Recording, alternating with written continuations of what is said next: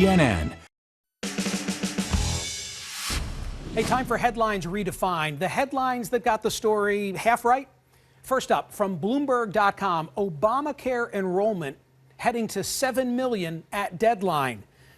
Here's what's going on in this story. The pundits like to treat this like it's a tote board at a bake sale. Well, how many did they enroll? Acting as if all you need to know is how many have enrolled to know whether this economic model under the Affordable Care Act is going to be viable.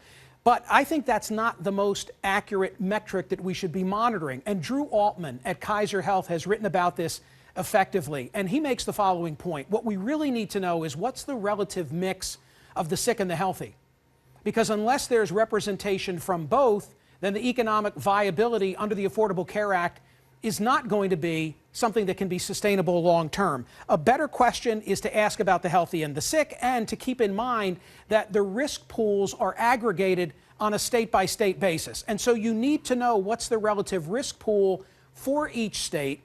And in addition, the question we should be asking is, are the premiums going to be affordable? So here's the headline that I would have put on this story. The mix matters most. Now on to number two. And this one comes from Mediaite. Representative Mike Rogers leaving Congress to host radio show. Mike Rogers has an awfully powerful position in Washington. It's a Republican-controlled House. He's the chair of the House Intelligence Committee. He's a former FBI agent, and he's a very talented guy relative to his ability to articulate. I mean, he gives good sound. That's why you see him on television a great deal, and that's why he's often the subject of radio interviews.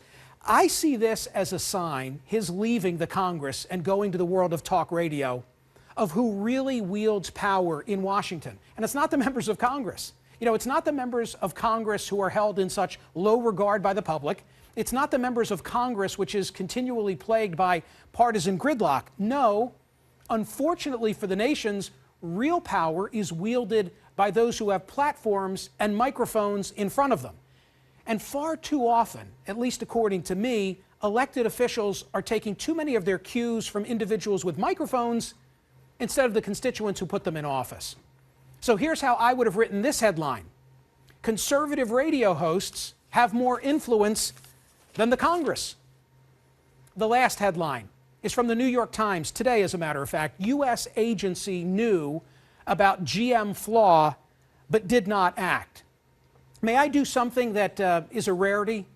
Allow me to defend trial lawyers. Full disclosure, I am one. And I say that for the following reason.